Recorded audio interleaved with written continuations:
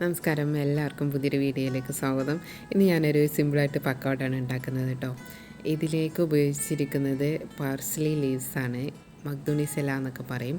ഇത് കിട്ടിയില്ല എന്നുണ്ടെങ്കിൽ മല്ലിയില യൂസ് ചെയ്യാമെന്നാണ് ഞാൻ കണ്ടൊരു റീലിൽ കണ്ടത് കേട്ടോ. ഞാൻ ആയിഷാസ് കിച്ചൻ്റെ റീലിൽ കണ്ട റെസിപ്പിയാണിത്. അപ്പോൾ എന്തായാലും നമുക്കിത് തയ്യാറാക്കാം. ഞാൻ പച്ചമുളകും ഒരു കഷ്ണം ഇഞ്ചിയും ചെറുതായിട്ട് കൊത്തി അരിഞ്ഞെടുക്കുന്നുണ്ട്. സാധാരണ പക്കോടനെ അപേക്ഷിച്ച് കടൽമാവിന് പകരം ചിക്പി പൊടിയും കോഴിമുട്ടയും പിന്നെ പൊരിക്കാനായിട്ട് വെളിച്ചെണ്ണയും എടുത്തു എന്നുള്ളതാണ് വ്യത്യാസം. ഒരു സവാള കൂടി മുറിച്ചെടുത്ത് ചേർക്കാം. ഒരു കെട്ട് പാർസ്ലി ലീവ്സിൽ നിന്ന് പകുതി ഞാൻ മാറ്റി വെച്ചിട്ട് പകുതി ചെറുതായി മുറിച്ചെടുത്തിട്ട് ചേർത്ത് കൊടുക്കുകയാണ്. 3 ആൾക്ക് വേണ്ടിയിട്ടാണ് ഞാൻ ഇത്രയും ഇൻഗ്രീഡിയൻസ് എടുക്കുന്നത് കേട്ടോ. ഇതിലേക്ക് 1/2 ടീസ്പൂണ് മഞ്ഞൾ, 1 ടീസ്പൂണ് മുളക് പൊടി, ആവശ്യത്തിന് ഉപ്പ്, പിന്നെ ഞാനൊരു 9 ടേബിൾ സ്പൂണ് ചിക്പി ഫ്ലോർ ചേർക്കുന്നുണ്ട്. നന്നായിട്ട് കൈവച്ച് കുഴച്ചെടുക്കാം. അതിനുശേഷം 2 മുട്ട കൂടി ചേർത്തിട്ട് നന്നായി കുഴച്ചെടുത്തിട്ട് നമുക്ക് ചൂടായ എണ്ണയിലേക്ക് ഇട്ടിട്ട് വറുത്തെടുക്കാം.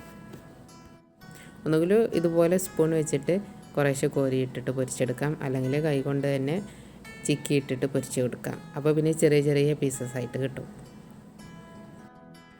2 വശവും ഗോൾഡൻ നിറമായി കഴിഞ്ഞാൽ കോരിയെടുക്കാം. കഴിച്ച് കഴിഞ്ഞപ്പോൾ ഇതിനകത്തേക്ക് ചേർത്തത് പാർസ്ലി ലീവ്സ് ആണെന്ന് തോന്നുന്നില്ല. കാരണം അത് പച്ചക്ക് കഴിക്കുമ്പോൾ ഒരു ചെറിയൊരു കുത്തുന്ന ചുവയാണ്. സാലഡിലേക്കൊക്കെയാണ് സാധാരണയായിട്ട് എടുക്കുക. അപ്പോൾ ഞാനിത് ഉണ്ടാക്കിയിട്ട് ഇക്കാനോട് എന്താണെന്ന് ചോദിച്ചപ്പോൾ എന്നോട് പാലക്കല്ലേ എന്നാണ് ചോദിച്ചത് കേട്ടോ. അപ്പോൾ അത്രയും ഇതിൻ്റെ ഒരു ടേസ്റ്റ് നമുക്ക് മനസ്സിലാവില്ല. ശരിക്കും ഞാനിത് കഴിച്ച് കഴിഞ്ഞപ്പോൾ വണ്ടറായി.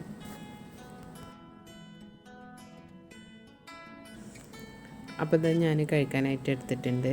ഈത്തപ്പഴമുണ്ട്, വെള്ളമുണ്ട്, പിന്നെ 2 കഷ്ണം ആപ്പിളും ഓറഞ്ചും ഉണ്ട്. പിന്നെ ഞാൻ തഹിനയും ടൊമാറ്റോ സോസും മിക്സാക്കി എടുത്തതും അവക്കാഡോ ജ്യൂസും കട്ടനും. അപ്പോൾ ഇത്രയൊക്കെയാണ് എൻ്റെ നോമ്പ് തറ. അപ്പോൾ പുതിയൊരു വീഡിയോയുമായിട്ട് കാണാം.